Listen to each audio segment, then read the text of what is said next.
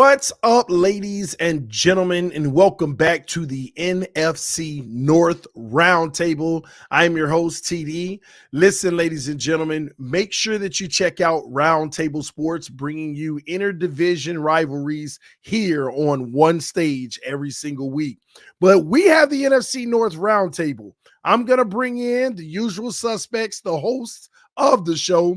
But before we do, I want to let you all know that these guys are doing a phenomenal job. They have just crossed over another congratulatory threshold, reaching 2,500 subscribers in literally the shortest amount of time that you pretty much can do it in. Ladies and gentlemen, give it up for the panel. We are going to start with the team that's in the basement.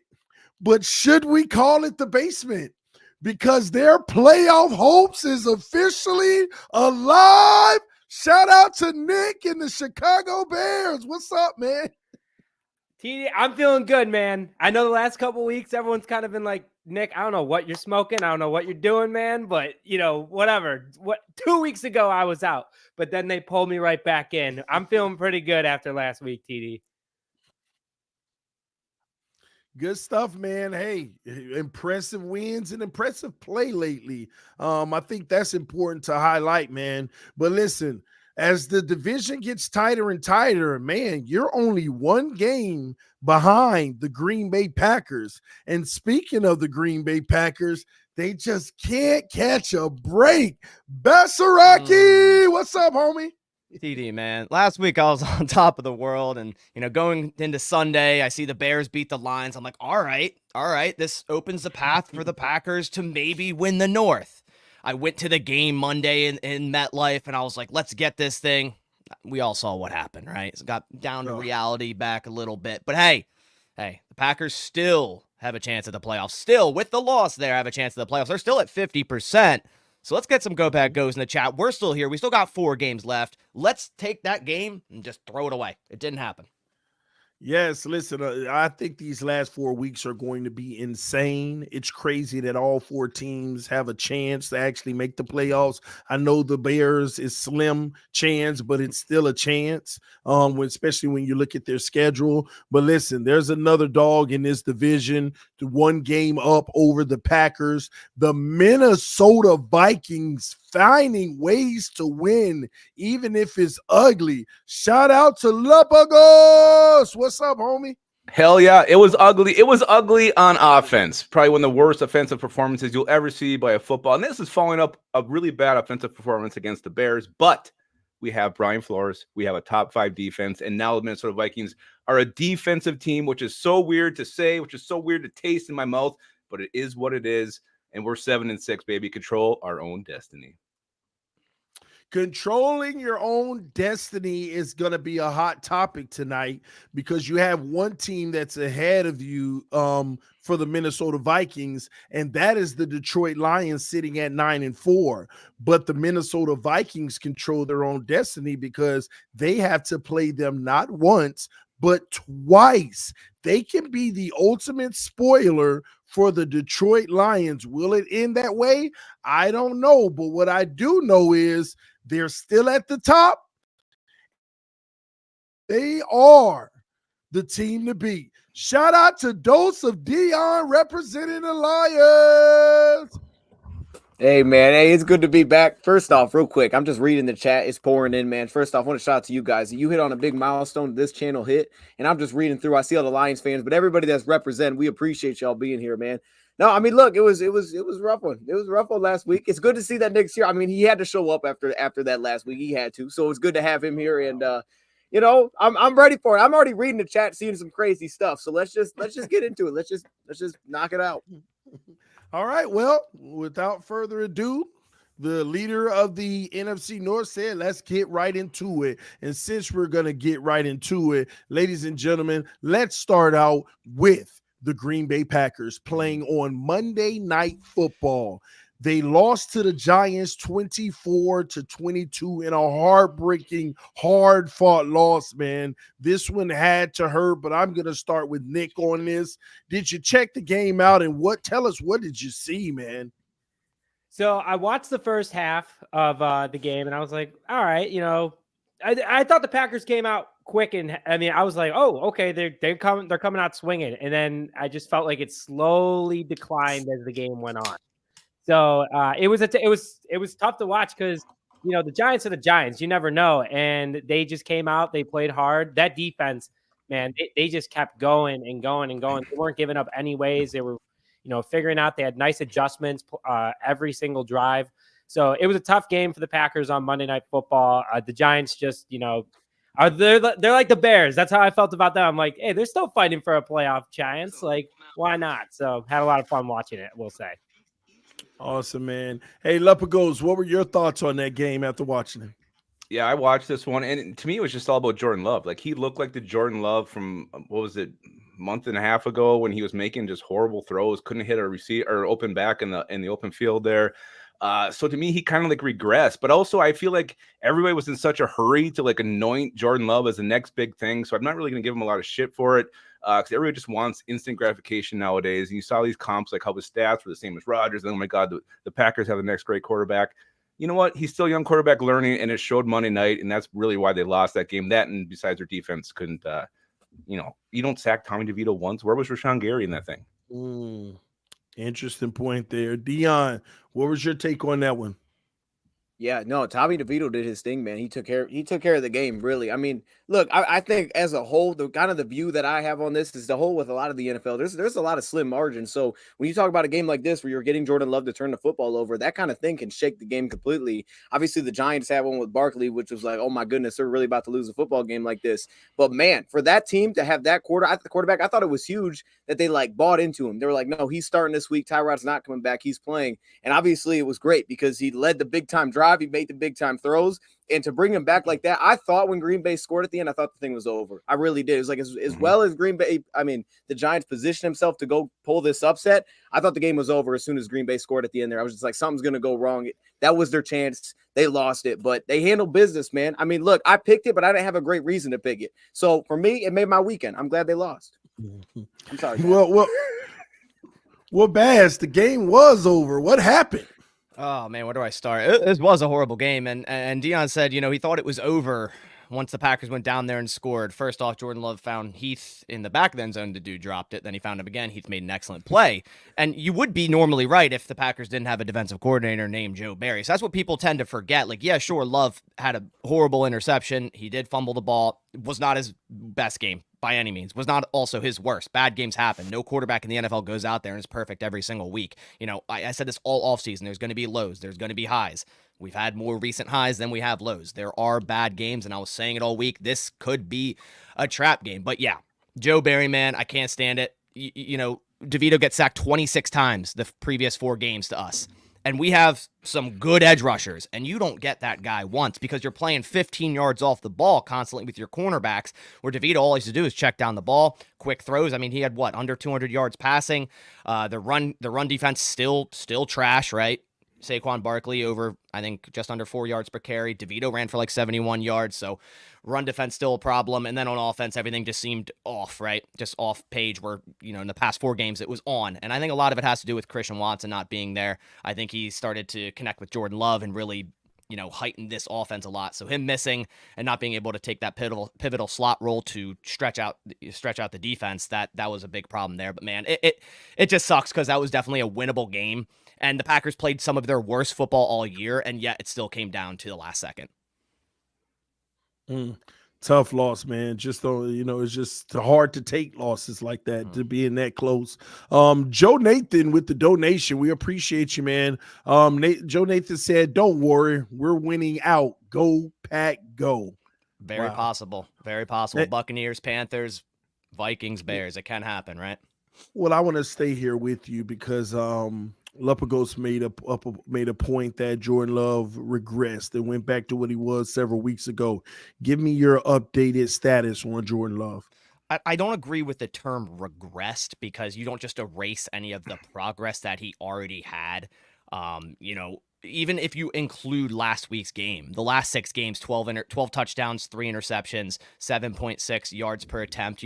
This offense without their starting left tackle pretty much all year in David Bakhtiari. Aaron Jones maybe had 2 healthy games. It's a new quarterback. It's a young offense. Every wide receiver is under the age of 25, yet they're still 8th in EPA per play, 10th in DVOA, 7th in drop back EPA. So you look at all these advanced metric stats, and that's impressive for such a young offense, for a new offense. And even taking in this game, the last 6 games, I'm still very impressed with Jordan Love and the overall outlook on him. And he still is the quarterback of the future going forward. Bad games happen. Anyone writing him off right now? Crazy talk. It's crazy. Crazy talk. All right. Well, thank you so much, Baz. Man, it just sucks because when you think about it, you had a major opportunity to make up some major ground and be tied with the Vikings and also control your own destiny. All right. But got to work it out in these last 4 weeks. It'll be interesting how it ends up. Let's move along though, because we need to take a quick stop in the Minnesota realm of things. The Minnesota Vikings defeat the Raiders 3-0. Oh my gosh. I mean, come on, man. Paint dry, it would be more interesting when you talk about the back and forth. At least that's what they're saying. Let's start out with Dion on this one. What were your thoughts of this game, especially knowing that this is the team that's right behind you in the division? First of all, I'm sorry if any of you guys actually sat and watched this game. I apologize on behalf of the Vikings. It's embarrassing. Dion, go ahead. No, you know what? I'm glad you threw that out there because, that was a game where I'm looking at the game cast on ESPN. I was not watching that thing live, and I kept updating. I'm like, man, it's still 0-0, and I just keep seeing punt. Like, what is going on? And I got kind of excited. I'm like, they actually might lose this game. Then I see they won 3-0. And the disappointing thing is, like, as ugly as that is, still counts as a dub, right? I mean, like you said, you still control your own destiny, so you still get the win. But watching it back, I was like, there's no way it was that bad. Like, couldn't have been that bad. It was that bad. It really was. But, you still have the things, and I think, as you said, as Love said, as soon as we joined in here as a defensive team, like, that's still an impressive defensive performance. You hold anybody to 0. That's extremely impressive. And they did that. They handled business defensively. I think you see some of their issues on offense. Obviously, they went to Nick Mullins. I felt like just watching that offense, I don't love their interior offensive line, but I thought, for what the Raiders did defensively, it felt like they were like, okay, let Max Crosby go and we're going to handle business at back end. Raiders did well there. Things seemed uncomfortable with Josh Dobbs passing the football, but they had a little bit of a run game, which I think is a positive. They got to win. I mean, that's what matters. As weird as they pulled it out, they pulled out a win. And now it's just like, what does Nick Mullins add? Does it add a little more, I think, fluidity to this offense? That's the question, because I just don't know what the heck we're going to get there. There just wasn't enough, but it's still a win for the Vikings. So if I'm a Vikings fan, I'm happy. Yeah, the Vikings, man, they skated one. What were your thoughts, Nick? I mean, I thought the Vikings game was a little boring from an offensive perspective. It got even worse. So I watched the game. I looked at the stats. I mean, there's definitely something moving forward. I think that going back to Nick Mullins is the right move for the Vikings. Dobbs was hot out of the gate. No one knew what he was going to do. He came in as a journeyman, kind of just doing whatever he could. And Minnesota was hot at the same time. And then everyone kind of figured him out, unfortunately. Or Minnesota seemed to have made him a pocket passer. I know One Bar last week was talking about that too. But overall, just was it was a 3-0 game. What are you going to do? Like, I mean, they won the game, and yes, that works out for them. And I think it's also really big for them because technically, let's say in a crazy world, which you guys know I'm crazy, that it comes down to a tiebreaker between the Vikings and the Bears. The Vikings will own the tiebreaker because of their win to the Raiders. And then on top of it, they have more points overall between the matchup. So it's a good win for them. More impactful than many think, even if the scoreboard was 3-0. But I don't know what to think about them moving forward. I would like to obviously see them put up more than 3 points a game because it would be more entertaining. But overall, I don't know what's next for them. Wow. Talk to us, Bass. Yeah, So- go ahead, Dion. Yeah, I just wanted to address it in the chat, Baz. I mean, you're seeing the FGB things come in. I mean, we're not even talking about the Packers. I'm just trying to figure out what's going they're on. They're more worried about the Packers losing than their own damn team every single year. Okay. That's I all think they that- worry about. So much hate. That's all they worry about. I don't even gotta say anything. They're just commenting that because they care more about a Packers loss. They wake up happier on at this point, a Tuesday, with a Packers loss than their own team winning. And if you're a Vikings fan, did they really win? I'll jump right into it, man. 3-0. Yeah, you did. And that's that. In that realm, it's impressive to hold a team to 0 points. I will say credit to that defense, but man, I didn't even watch the highlights. I didn't watch the recap. There wasn't any. Exactly. That's why usually like before the show, during the day or Monday, Tuesday, I'll go in and watch all the games, condensed versions or whatever. I was just like, I don't need to. Like, I don't want to. I really don't want to. A team that won is benching their quarterback for the next week. That's crazy to me. I mean, if that works out for you guys, hopefully it does. I don't think it will. It's Nick Mullins. I think at this point, like, maybe put in Jaron Hall. I why not? Like, see what you have. But man, my curse tried to prevail. 0-0 all the way until the end there. I chose the Vikings. My curse tried to prevail, but it didn't, man. It didn't. 3-0, whatever. It's a win is a win. I can't talk too much shit. We lost to the Giants. You did. Oh. I watched it. I enjoyed it. Oh my gosh. Listen, Lupagos, give us your take on your team's performance and what happened in that game. This was really, truly a tale of two sides of the ball. You got the offense with one of the worst performances I've ever seen in my life. I don't know if it was Nick who said it, but like that Bears offense that the Vikings put out there was horrible, tough to watch. This took it to another level. Josh Dobbs just showed like I wish we never traded for him at this point. It was that bad. Like he was highballing all the receivers. He was throwing behind the running backs. He got Justin Jefferson hurt because he threw the ball 10 yards over his head. He goes up, exposes his ribs. Marcus Epps nails him, lays him out. We lose Justin Jefferson about a quarter after having him back finally. And I think that was probably the ultimate straw that KOC was like, no, get this guy out the field. But then you go to Big Dick Nick here late in the game. He wasn't great, but it was enough. Like I think Dion said, the fluidity was there. The offense was kind of moving a little bit, and we were able to get the 3 points that we needed to win the game. Another really sour side of this Vikings offense, we had injuries on the O-line. Brian O'Neill, he's out again today with an ankle. Alexander Madison, who finally looked like our best running back, which, hasn't been the case all year long. He was running hard, running well. He goes down with an ankle. We lost Dalton Reisner for a while. We had like backups of backups on the O-line for a while there. Max Crosby was just a beast that game. But let's go to the defense. And this is where it's bright because you got these playmakers continue to make plays. Brian Flores continues to pull magic out of his ass with these guys that, this is almost the same defense Ed Donatell had a season ago. We're giving up, 30 points a game. But you can see like Josh Metellus, he has a huge knockout on Hunter Renfrow. The one play the Raiders actually got, punches that ball out. Vikings get it back. Cam Bynum had a huge pass breakup late in that game on third down. Then obviously my boy Ivan Pace Jr., the undrafted rookie sensation from Coleraine Avenue in Cincinnati, where I damn near went to school. That 13 tackles, a sack, a game-stealing interception, and a beautiful backflip to seal it. This defense is now what the Vikings are. I think KOC is going to embrace it. And it's weird to have this whole change in your like dichotomy late in the season, but the Vikings now are a defensive team. And I think now you go to a game-managing quarterback in Nick Mullins, and it's weird with 4 games left that your whole thing is changing, but you got to go with what's hot, and it's the defense for the Vikings. Well, you control your own destiny now. So how do you feel about that? It's great. It's where you want to be. 4 games left. You control your destiny. You got the Cincinnati Bengals coming up this week. For whatever reason, with Jake Browning, former Viking, as your quarterback, they're putting up more points with than Joe Burrow was. So that to me is absolutely head scratching. We got the Lions, we got the Packers, we got the Lions again. Those are winnable. So yes, I know we have a quarterback change here late in the season. That's always head scratching. But I really think it's be more of a conservative attack with the Vikings. Rely on that defense to make plays. And during that Raiders game, I actually thought we had a better chance of scoring on defense than offense. And that's where we are with this game right now. Wow. You feel you have a better chance scoring on defense. Well, at least for that game. I'm not saying moving forward, but for that game. And one more thing, Lupagos, Justin Jefferson comes in. You do see a little bit of offense instantly, but he gets hurt right away. It looks like he's going to be able to play this week. Do you feel the offense doing a little better? Yeah, I do. And I think, KLC said in his press conference, Justin Jefferson was a huge part of the game plan in that game against the Raiders. When he went out, they had to kind of make some changes. So, yes, they're going to get Justin Jefferson going. He's the best damn receiver in the NFL. Nick Mullins, he's going to throw a much more catchable ball, much more accurate ball than Josh Dobbs did. So, yes, again, I still think this offense will be a little reserved, held back, but I do think Justin Jefferson will be a huge part of that.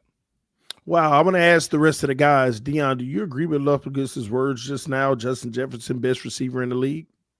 I don't agree with that. I do not agree with that. But, man, I tell you this. Last time we talked about Justin Jefferson as a Lions fan, like I said, you always had to put a safety on top of that guy. He's that dude. We always had to put 2 dudes, and you have to deal with him like that. But I'll just say from that game individually, when Justin Jefferson went out, everything seemed to change. It was like they have some rolling for a second, and then he went out. I was like, oh, okay, now there's nothing. but he ain't the best receiver, and it's not Tyreek Hill either. TD. Who is it, Dion? It might be. What It is might be that? Tyreek Hill. It might be Tyreek Hill. I just didn't want to give it to him. Yeah. We're here. You know what I mean? I didn't want to give it I to him didn't while say we're here. anything. Baz, best receiver in the league. I mean, right now it's Tyreek. I just think you can't argue with the numbers. You know, if we're talking 2 healthy seasons restarting, I think there's definitely an argument for Justin Jefferson being best in the league. Can't argue that. Dude's insane. But right now, yeah, it's Tyreek. So okay.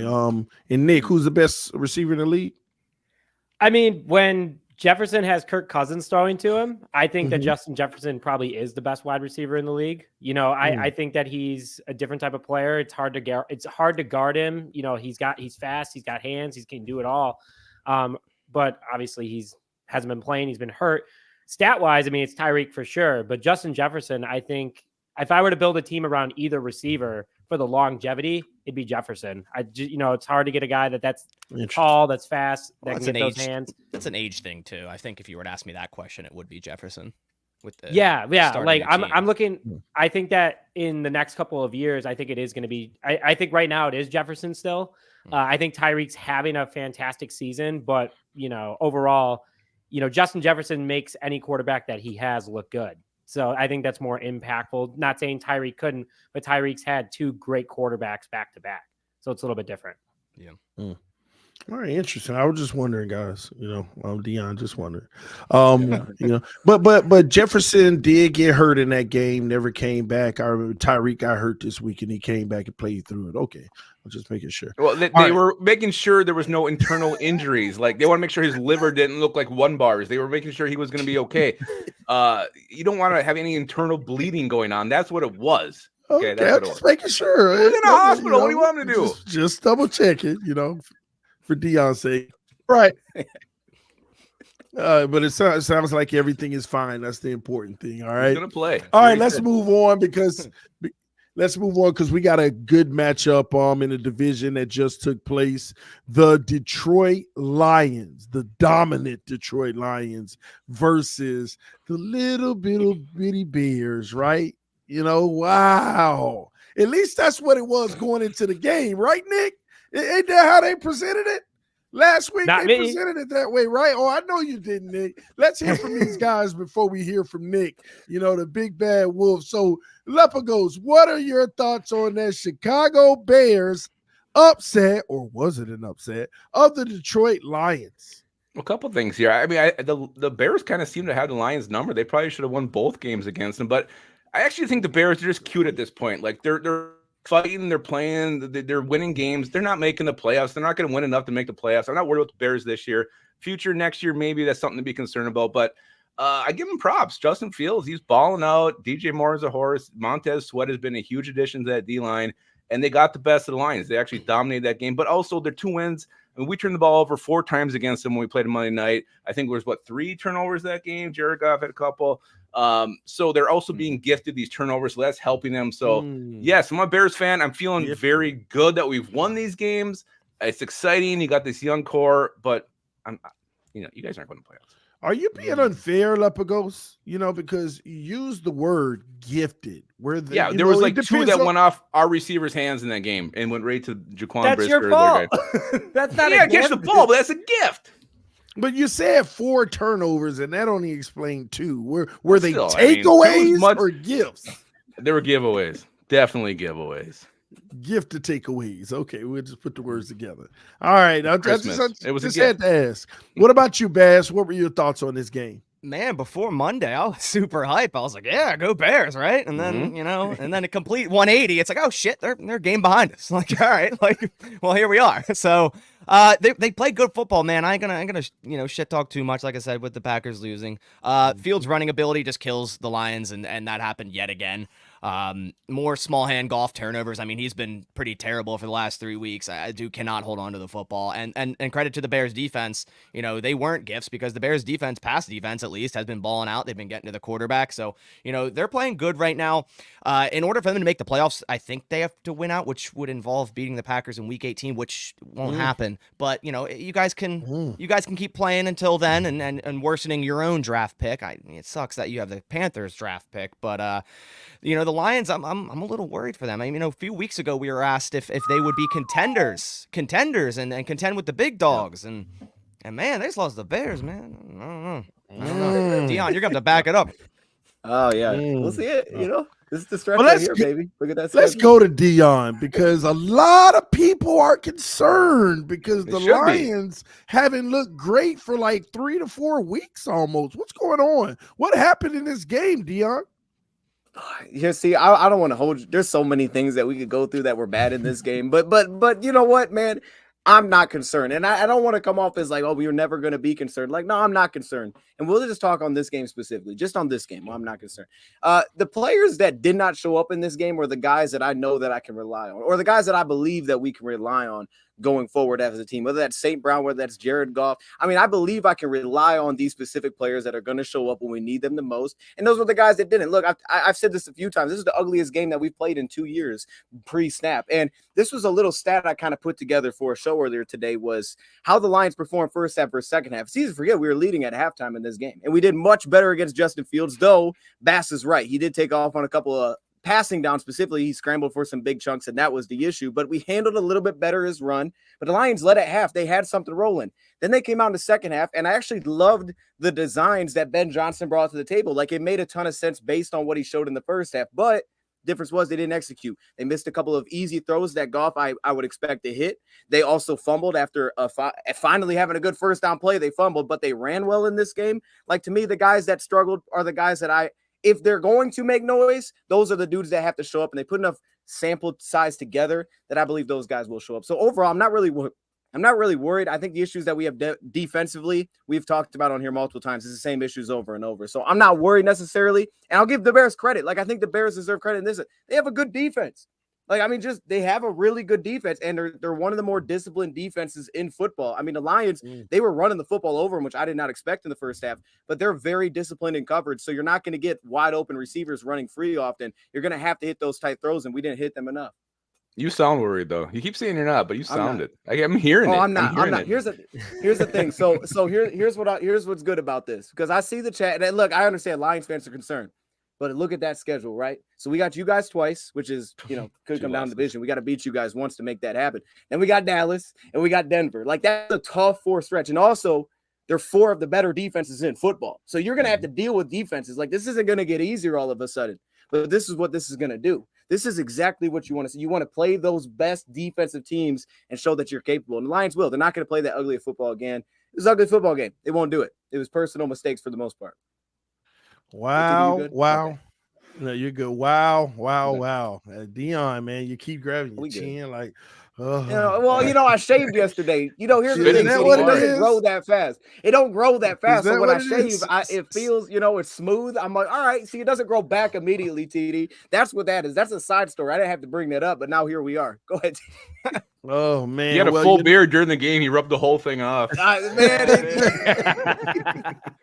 Well, you know what, Nick? You're the man of the hour. You had the most impressive team in this division on Sunday. Tell us how you did it, and tell us about those Lions, man. So first of all, I want to give a quick shout out to everyone in the chat. I see a lot of bear down over there. So keep throwing them in there. It feels good to win back-to-back division games. And it was a good, I'm not going to lie. There was a moment in that game where I was scared. I was like, oh man, here we go again. It was in the second quarter where we started getting a little too conservative, and Luke Getsy ran a 4th and 2 with DJ Moore. Made no sense.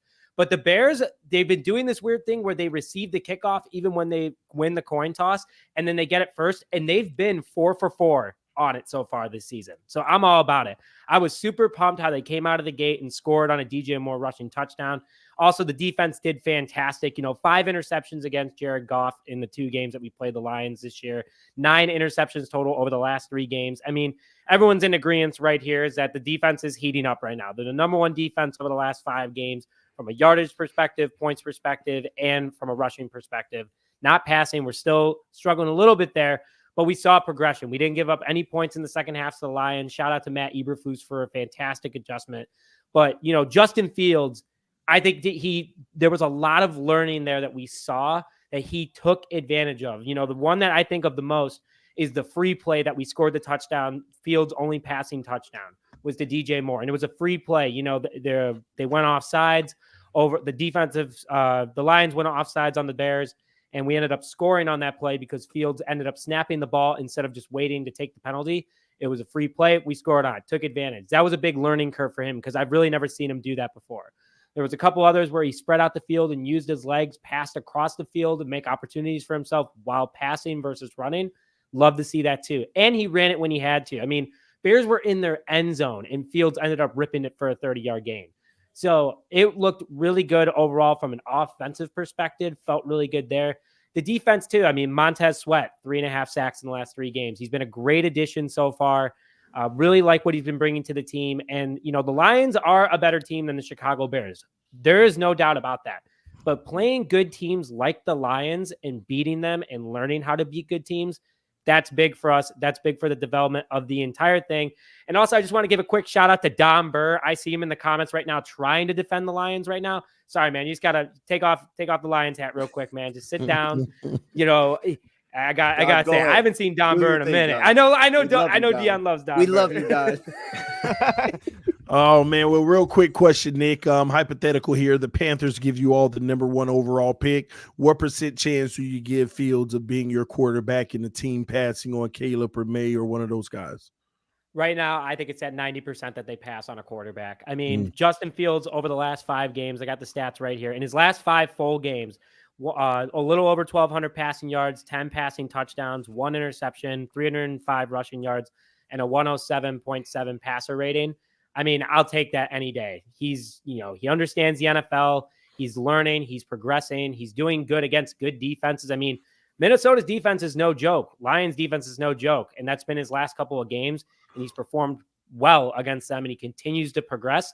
You know, Bass, I know we talk about Jordan Love and his progression, like kind of the same thing with Fields. Yeah. Like, you know, they're still young in their career. They're not going to be throwing 350 yards a game out of the gate, but they're getting there. And also the NFL is a lot different, so they're running a little bit more. But overall, I mean, I love what he's doing. I want him to be the quarterback next year. And polls even came out and said he'd have to be blown away by a prospect in order to take it with the number 1. So Fields is going to be the guy moving forward. It's interesting that the first episode we all did together, guys, the last question was who is the best quarterback in the division. And as of right now, you know, the one that we all were talking about was last, except Nick looked like he's playing the best football right now. I'm just saying I had to throw that out there. But hey, time will tell. All right. But listen, ladies and gentlemen, that was your game recaps for last week. We're going to get into the game previews. But before we do, we want you all to know that our sponsor here on NFC North Roundtable is BetUS, ladies and gentlemen. Make sure that you download BetUS, receive a 125% sign-up bonus. The link is in the description of the video. Let's hear a word from our sponsor. BetUS, America's favorite sports book, where you can bet on everything anytime. Sportsbook, casino, horse racing, live betting, and more. We have the best bonuses in the industry. That's right, get a 125% sign-up bonus. And to celebrate our 30-year anniversary, we are giving up to 30 risk-free bets, a truck, Super Bowl tickets, and more. Don't miss out. Play smart. Join now. BetUS, where the game begins. BetUS, ladies and gentlemen, where the game begins. Again, thank you all, because supporting our sponsors is supporting the channel. All right. Once you go on BetUS, make sure that you check out the game props for this week. You have some really good games. You have the Detroit Lions playing the Broncos. Go check that spread out. Go check the money line out. The Vikings have to play the Bengals on the road. Go take a look at that one. The Packers have the Bucks at home. Make sure you check that one out. And the Bears, can they keep the fire going playing the big time Browns? Go check that one out as well, because I might smell an upset in that one. Go check out the money line on that and see how much you can win on BetUS, ladies and gentlemen. That's who this stream is being powered by. And don't forget, you receive a 125% sign up bonus. The link is in the description of the video. All right, ladies and gentlemen, let's move forward, because I have some questions for these guys. First and foremost, I want to go back to the Chicago Bears on this one real quick. Nick, your playoff chances are is Chicago talking playoffs right now? Do you guys feel like it's attainable? Are you getting excited about that possibility? Oh, hell yeah. I mean, Bears Twitter is super pumped about it, especially with the schedule that we have. And, again, like I kind of said it earlier, but beating a good team in Detroit shows that this team can beat good teams, and they're learning how to win. Bears currently do have a 7% playoff chance right now. But with the upcoming week, if the Bears win, the Eagles win, the Bengals win, and the Commanders win, it goes up to over 70%. So we're liking our odds there right now. Chicago is excited about it because this team is fun to watch. 3-1 in the last 4 games. And I know we're going to hit on it in a little bit, but with Cleveland, having some big injuries to 5 starters over the last 48 hours, it changes a lot of the chances of this game. I know you kind of said upset over there, TD, but we're feeling good about it because if we can beat Cleveland, then we pretty much control our own destiny at that point. I agree. You beat Cleveland. I think a lot of people were concerned about the Bears at that point. Man, it's going to be real interesting to see how all of this plays out when it's all said and done. Let's go to the Green Bay Packers and ask the same questions. Are those playoff chances still alive? Do you feel good about getting in? Yeah, I still do. And Nick said they have a 7% chance. I didn't know what that was, but the Packers have a 50% chance. So we're although only a game ahead, I mean, we're up there, and they don't even have to win out, technically speaking. Like, it depends. Obviously, this NFC is such a weird division. Like, there's the big dogs, and then there's a bunch of just random teams right in there. Seeds 6 and 7 that can take that. The Packers, it's a very important game to win this weekend, obviously, against the Buccaneers. But they're still not out if they lose it. Like, the Packers can still drop a game, even if they were to lose to the Vikings, which I don't think is going to happen. But if the Packers were to go 3-1 in that stretch, they'd still have a 91% chance to make the playoffs. So, if they play like they were playing outside of the Giants game, yeah, I think they definitely have a chance to. And at 50% right now, I like those odds. I like a coin flip odd. 50% chance. All right. Well, let me ask you real quick, Bass. You think Chicago's dead in the water? They have no shot right now? I would love for them to keep thinking they have a shot because it just worsens their second first round pick. That's fine. Because I know then let's give them hope all the way up to week 18 where they keep worsening their draft pick, and then they play the Packers and we just goodbye. Keep doing. What about the Vikings? Do you think you guys leapfrog them when it's all said and done? I mean, to be fair, the Packers and Vikings could both make it at the 6th seed and 7th seed. It 100% could happen. I'd be for it. I'm cool with, an NFC North driven playoffs. I think that would be kind of funny to see the Vikings and the Packers both make it. I mean, do we leapfrog them? If we beat them in week 17, I think we do. So it comes down to that. Well, I want to go to Dion real quick because I want to ask you about the only team that really seems to pose a threat to you all right now.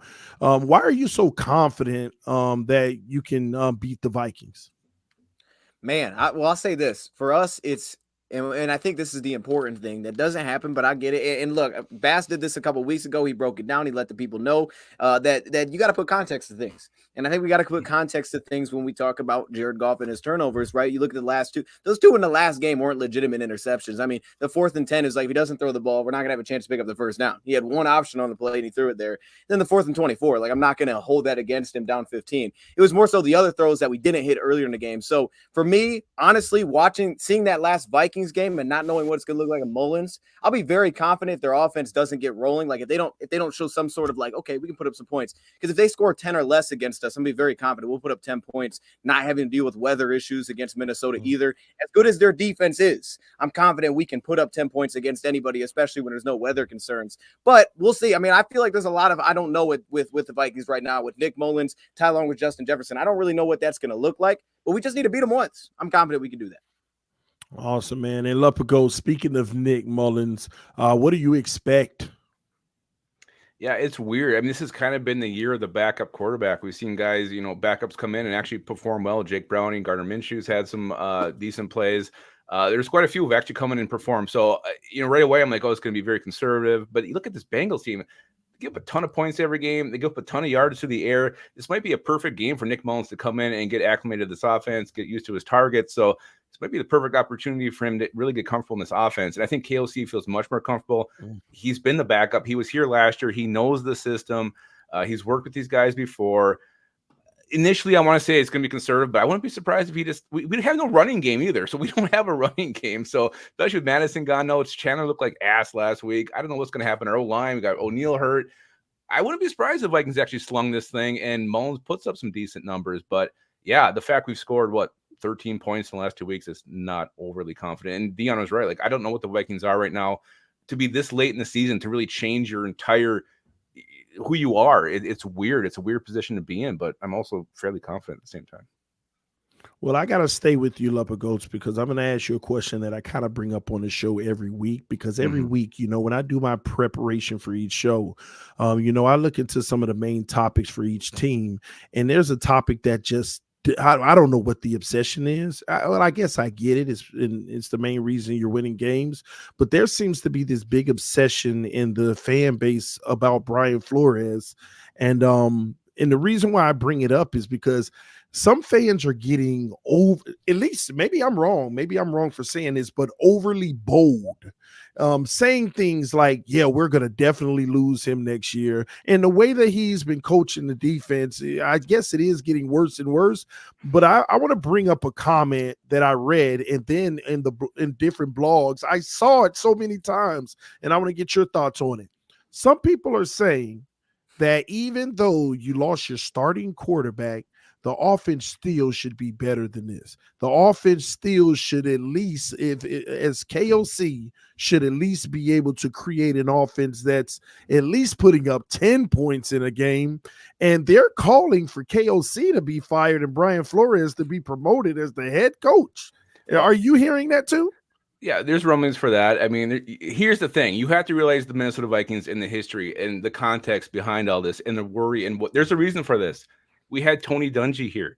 We let him go. Mike Tomlin was here. We let him go. Nick Sirianni was even here. He's gone. All these other coaches have had success. This isn't the first time the Vikings have been in this position where they're worried about losing, this amazing coordinator. But it's on offense. Brian Billick was here. We've done this before many times. We've had that coach, that next guy who has success, who wins Super Bowls. He's gone. So that's what everybody's worried about with Flores. KLC, any hate he gets, yeah, you can actually go back and nitpick some of the calls he's made during games. The Bears game when he fucking ran it 2 times, and then instead of going for the kill there with 3 minutes left, he wanted to run the clock. That to me was the most boneheaded thing I've ever seen in my life. Me and Lombard actually got in a very heated argument about that during our live stream. But he's also kept his team together through the loss of your star receiver, your starting quarterback, who is the best quarterback in the NFC North. And all these injuries they've had, they're still competitive somehow. And that's because everybody believes in KLC and what he does for this team. The whole aura he's built in the locker room. These guys truly play for each other. So I don't think it's fair, but I get why they're saying that, because we have seen and we have had that coach go before.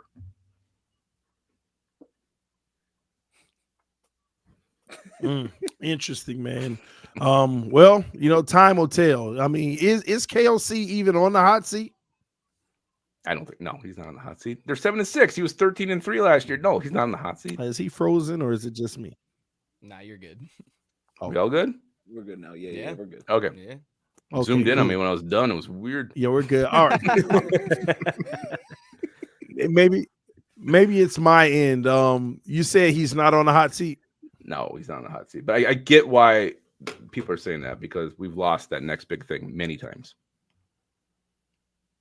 Interesting. All right. Well, ladies and gentlemen, let's get into what's going to matter most at this point, and that is the games that are to come right now. All right. We have some huge, important matchups for every single team in the division. We're going to start out with what I believe should be the easiest matchup, even though it isn't a guarantee. We're going to start out with the Green Bay Packers, who play the Tampa Bay Buccaneers. It's not going to be easy, especially coming off of a loss to the Giants in the way that it was, but it is a winnable game. Dion, what do you see happening in this game when the week is over? Man, no, this is a good one. This is a really good one. And like I said, I walked away from that Tampa Bay game and I wasn't like super impressed, even though they won the football game.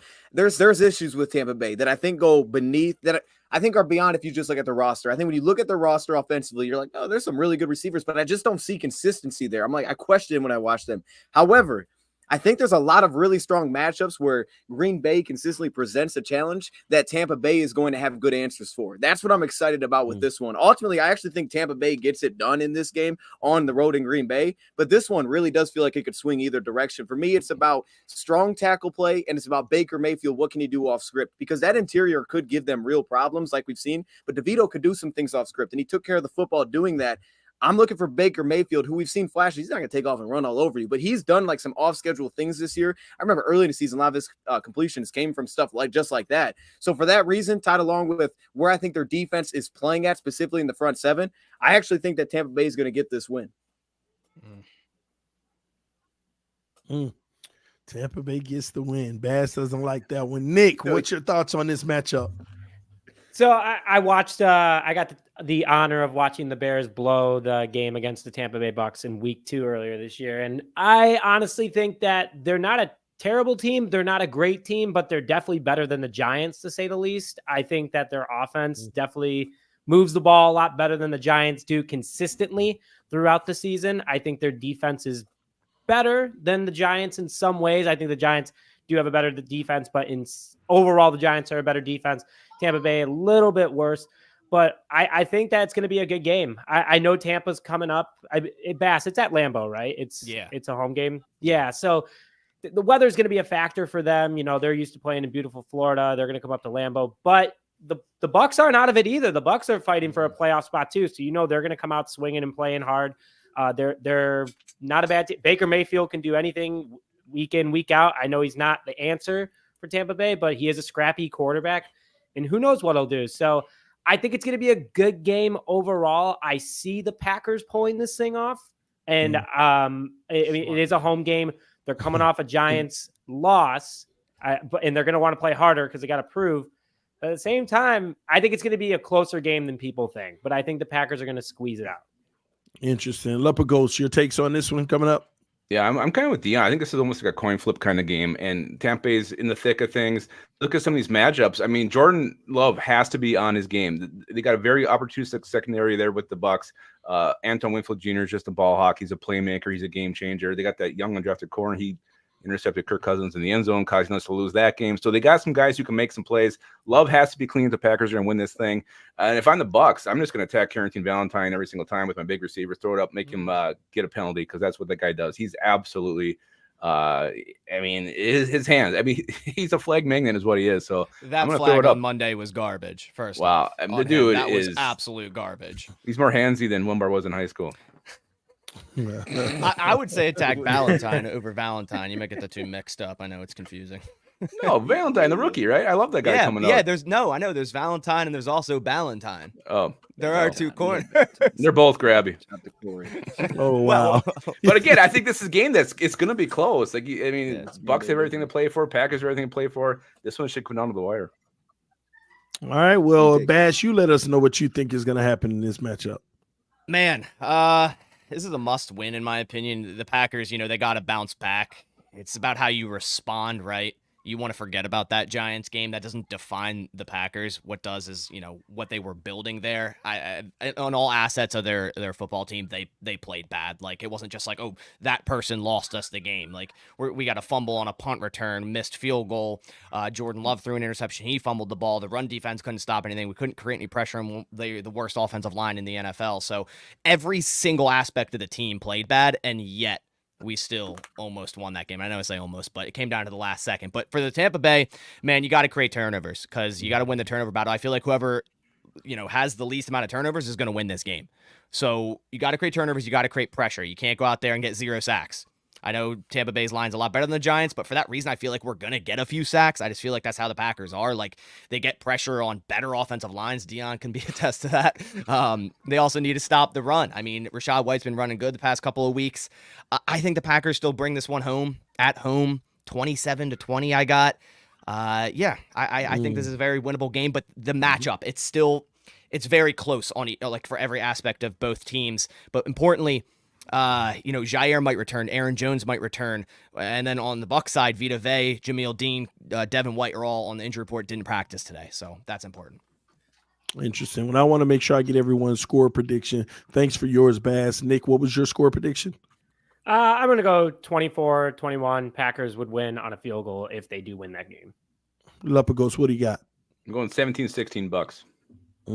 Type. Dion. Yeah, I'll go tight too, man. I'll say 2017. By the way, Bass, 2017 Bucks. By the way, Bass, you see that interception Carlton Davis had? Man, that one is almost the full reason I'm taking. Man, he like jumped a screen last week. I was oh snap, I'm taking the Bucks. Yeah, 2017 Bucks. Is he on the injury report too? No, I think they have another corner. It's not. No, it's Jamel Dean. I think it's Dean on the injury report. Okay.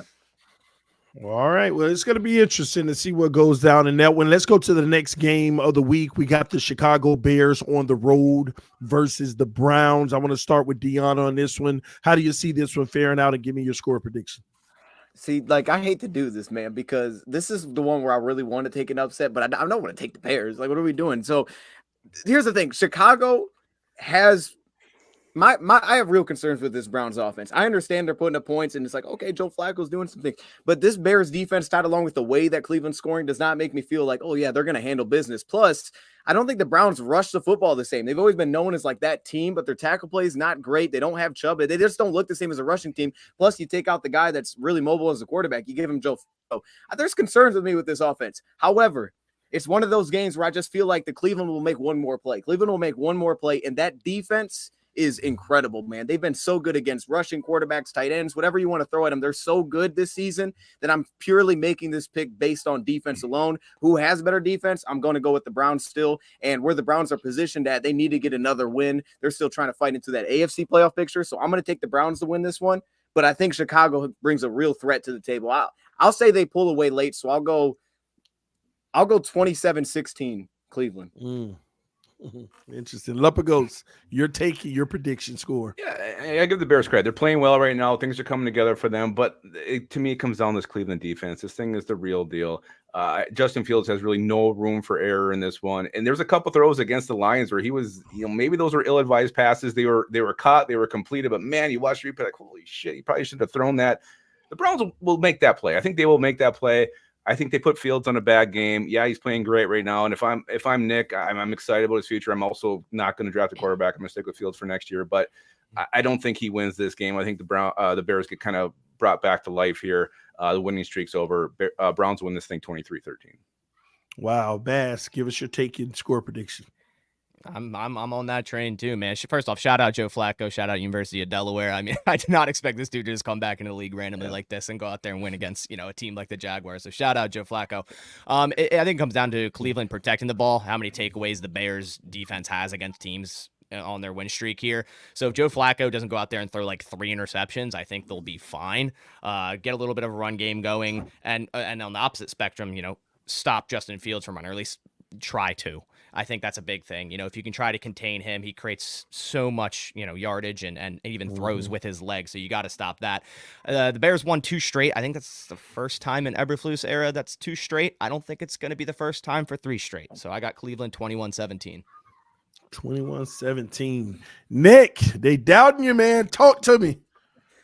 I think everyone's a little bit scared right now because the Bears win.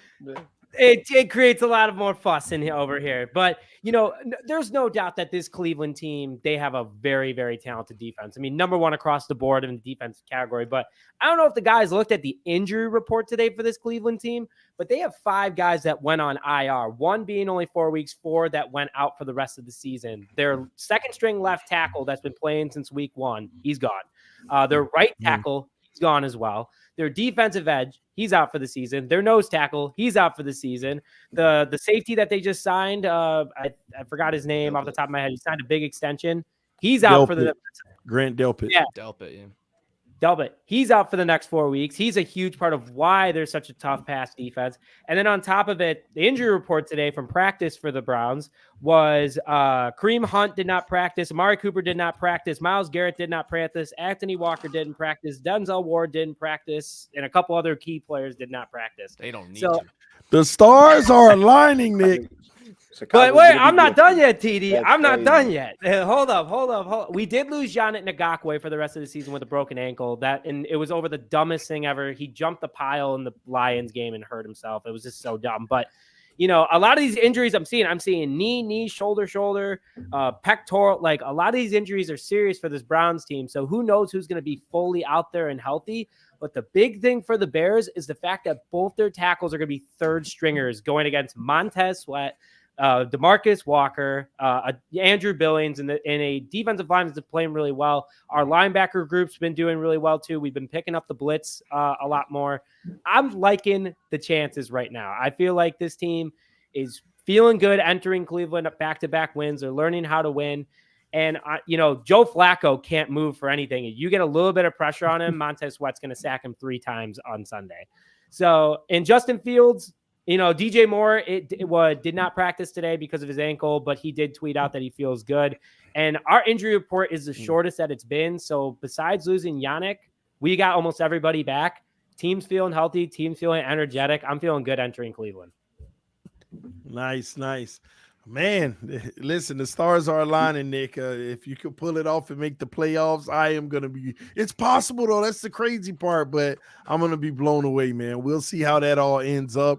Let's move forward to the next game of the week, the Minnesota Vikings on the road versus the Bengals. We'll go right back to you, Nick. How do you see this one ending up, and what is your score prediction?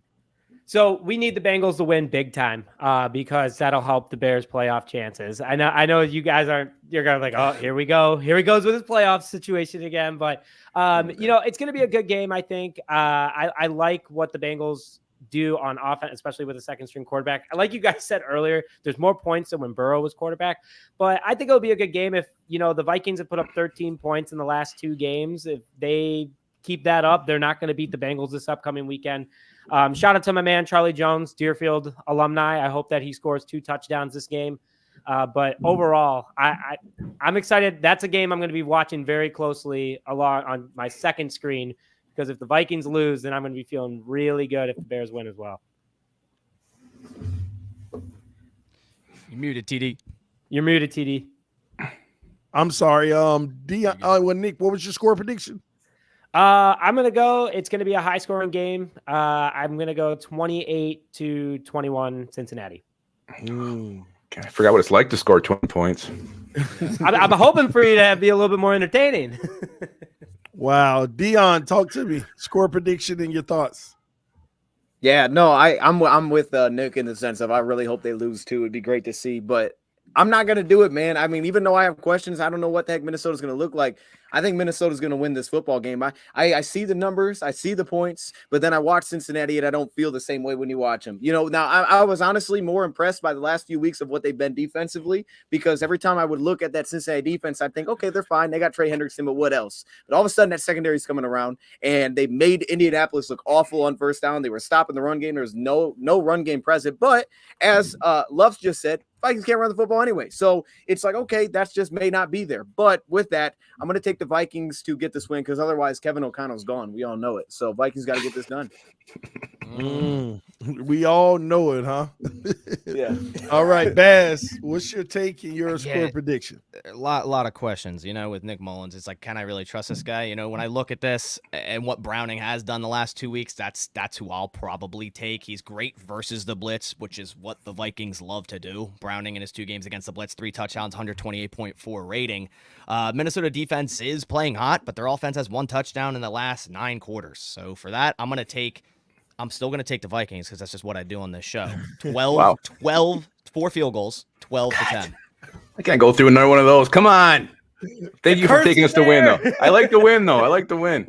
Lumpagos, what's your take on this and in the score prediction? Yeah, I mean, I tell you, offensively, I have no idea what to expect from the Vikings. I mean, you've seen these backup quarterbacks come in and light shit up, so maybe Nick Mullins can do that. You got Jamar Chase, Justin Jefferson, former teammates, going to look to outdo each other. This will truly be Justin Jefferson's return game, so he's going to be a heavy part of this game plan for the Vikings. He's going to play. He already told reporters he's playing. I actually think the guys are all going to go against the Vikings in this one, so I'm surprised we got two Vikings winning. I got to go with the Vikings. His defense is so damn hot. I think they're going to make Jake Browning look like Jake Browning when he was on our practice squad. They're going to show him what he truly is. Vikings win this one. I'm going to give us 20-17. It's going to be close. Vikings games are always close. 20-17. Nice. All right. Well, we got one more matchup in the division this weekend. It's going to be a very important one. The Detroit Lions are home versus the the Denver Broncos, ladies and gentlemen. This is a tough game for the division leader. Will they still be 2 games up after this week? This game is going to determine that, I believe. Let's start off with Lupacos again. How do you see this one faring out in your score prediction? Yeah, I mean, I know Detroit's in a funk right now. I mean, seasons are long. You have ebbs and flows. You have ups and downs. They're down right now in a really bad time. We played the Broncos a couple weeks ago. They're not a great team, but this defense, they go for the football. They tear it out. They can get it. So that's what they have going for them. The Lions have to play clean in this one. If they're sloppy with the ball security, if that's an issue, they may lose this thing, but I think they get the win that they need to kind of clinch the North in this one. I do think the Lions win this one. Let's go 23-12. I don't have a lot of faith in this Denver offense at all. Wow, that's tough. That's bold there. What about you, Bass? The one thing, that the Lions have going for them is it's at home, so it's not in the weather. So small hand golf can, hold on to the ball in that little thing there. Hold up, Bats. Do we know what the moon's looking like? I mean, that's the real That's a big bet. Bass looking it up too. Bass said, "Hold on, you got a point." It's huge. Nah, for real. Denver won the last 6 to 7, man. After your Dolphins put the whooping on them, we're all like, all right, Denver's trash. But they kind of came back recently a little bit. Denver defense has allowed under 23 the last 8 games, and the Detroit defense has allowed 26 5 straight. So for that reason, I'm taking Denver. I got 34-24 Denver. Wow, man, Sorry. that'll be tough. That's right. It's a waxing gibbous. That's why. Ooh, Nick. No, I don't know. I just saw it was a waxy gibbous. My favorite moon. Dude's controlling the moon. I mean, we got nothing for him, man. We got nothing for him. What do you got for us, Nick? Oh man, Denver turned it all around after the Bears meltdown against them, and it sucks to say, but they've definitely figured out their groove, and they're a team that's been hot. Their defense is playing really well. Russell Wilson, he's cooking a little bit over there every now and then. I think that this is going to be a good matchup, and the Lions know. I mean, if anyone's under pressure, I know the Lions have the better record entering this game. And Dion, I'm rooting for you guys, man. You know me. I like the Lions right now. If the Bears don't make the playoffs, which they are, but I do need to put out there that the Broncos, they have no pressure entering Detroit on the road because Detroit, they've lost 2 of their last 4, both to a division opponents. I don't know, man. This is going to be tough. And Dion, I hate to do this to you, man. I really do. Because our parlay almost hit last week, by the way. But I'm going to go Broncos in this one. They're too hot right now. They have nothing to lose entering that game. They're going to play more relaxed. I got the Broncos winning 35-21. Man, it's a waxing crescent, by the way, not a waxing gibbous. Okay, we're good. That's a big difference. Bass, it's still waxing. It's still going still for wax. Got to go gibbous. Dion, tell them why they're wrong, man. Well, first thing, TD, we need a new addition to the show. We need a new addition. We need to start keeping records of how people are actually picking these games. Nick just said he was sorry, and then he took us to lose by 14. I thought he was going to be like, I'll take him by 1 to squeak it out. He's got to get smoked on Saturday Night Football. Look, man, here's the thing. I don't know if Denver can score 35 points, but I will say this. There are specific elements that concern me. The biggest one is that they're going to take shots left and right, and the Lions have given those shots up recently. That's the big thing. It's like, we haven't really taken those away or made teams pay recently defensively because of that. So it is nice small concerns that I have. Their defense is legit, but I don't think they're great in certain areas, which we need to get back on track, right? We talk about the turnovers being at home, as Bass pointed out, I think will help us. But also, they're not the best run defense. They've gotten better, but they're not the best there. They also don't create a ton of pressure without blitzing, though we need to clean that up too. So I think defensively, they're very good, but I don't think they're great in terms of the areas that would make us the most uncomfortable. So for that, I think our offense will do enough in this game. And also, man, it's Dan Campbell, Sean Payton. I know I've said it many times, but I think it's massive. I think it means so much for Dan Campbell to face his old coach. He wants nothing more than to get this win. And if we know one thing about Dan Campbell, if you're a Lions fan or not, you understand that this is the truth. Dan Campbell pulls this team out of the ditch every time they fall into it, man. He brings them back to life. And I know they're young, and what Nick said, it could have a valid point there. I mean, we're a young team, right, that could be looking at and feeling some of that pressure, that the opportunities there that they have never done. They've never won the North before. But I do believe in Dan Campbell, and I do believe in the vets will play a lot better than what we saw this last week, or really the last few weeks. And they're going to put together a strong game. They need this bounce back, understanding where the schedule is going, and they're going to get this one for Dan Campbell, and he's going to take a game ball. Y'all will all see that post-game video. So I'll make sure y'all tag me in it on X, okay? Because you tag me when everything goes wrong. I need y'all to tag me when something goes right. When you see them handing him the game ball, make sure y'all tag me. Be like, I see you. You called this. Lions are getting the dub. And we're going to do it handily. We're going to do it handily at home. I got 30-20 Lions. I can't believe you called Twitter X. Okay, you know, it's weird. It is weird. You're right. I've had to get used to it. It's weird. I don't know what to call it. 30-20. That was your final? Yeah, 30-20. Interesting. We'll give him like a Hail Mary or something. Make it interesting. Yeah. Just like. Well, listen, ladies and gentlemen, those were your game previews for the NFC North matchup. Man, it is about to go down. I think that this weekend is going to tell us all we need to know going into the last 3 games of the season. But one thing I will say that I have noticed, there has never in my lifetime, I believe, been this much drama, this much opportunity, this much, just craziness in the NFL, to where so many teams this late in the season are still in the race. Usually you have the haves and the have-nots and maybe 2 more teams hanging around, but now it's like quick buckets of 5, 6, and 7 teams that still have a possibility at this time of the year. Great time to be a football fan. It's just exciting. Any last words for us, Dion? Man, you just said it. It's the playoffs is starting now for a lot of teams, and it even feels like that for us. We, clinching or not, this is the playoffs, man. But just again, I want to give a shout out to the chat, man. I appreciate you guys tuning in. Every fan base, I see y'all Lions fans. We're reading you guys. I'm reading it the whole time, so I appreciate you guys tuning in. It's good to be back with you guys as well, man. Not after a loss, I want to come back here for a win, but that's fine. We got a week. Nice. Got next week. Lepagos, talk to us. Any last thoughts? Yeah, I mean, questions with the Vikings offense, but there's no question about this defense. This defense is elite. This defense is coming together at the right time, and I think it's going to show itself in Cincinnati. The Vikings are a good team on the road. And again, appreciate everybody. A lot of familiar faces in our world, Vikings world, here in the chat. Appreciate you guys for chiming in tonight. Bass? Shout out to the chat, guys. Give a like before we head out of here. Definitely get that like count up. It's about how the Packers respond, and it's about how they respond to adversity. And I think this week that can start, and the Packers can, get back right on track to where they were, and they can get into the playoffs. So hopefully they can do that against Tampa Bay here in Lambeau this week. Nice. And Nick? I know everyone said it, but shout out to the chat. It was a lot of fun to read tonight. I saw some people going back and forth defending their teams. So, I saw Don Bird just going at it with Midway Monsters. So shout out to you guys. Throw a bear down in the chat one more time. Like this video. Make sure you subscribe to the channel. But I'm excited for this weekend. 4 weeks ago, I was like, God, I'm already talking about the draft. Like, what's up? And everyone's calling me crazy. And now all of a sudden, when TD's coming in the chat going, hey, Nick, I'm like, all right, everyone's starting to buy in a little bit. So I'm about it. But a great episode as always, guys. I love chatting with you. Can't wait for next week.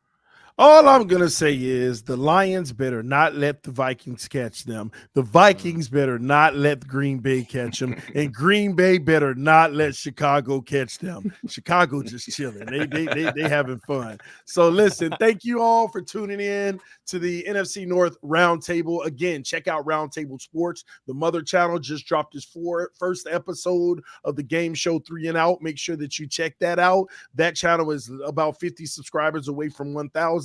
Help them get there, and check out the other roundtables if you're interested in AFC East, AFC South. Those roundtables have also launched, ladies and gentlemen. All right, well, thank you all so much for tuning in. We love you all, and at the end of the day, let's just have some fun talking football here at Roundtable Sports. Peace. We are out. Till next time. Next week should be some fun. We'll see you soon.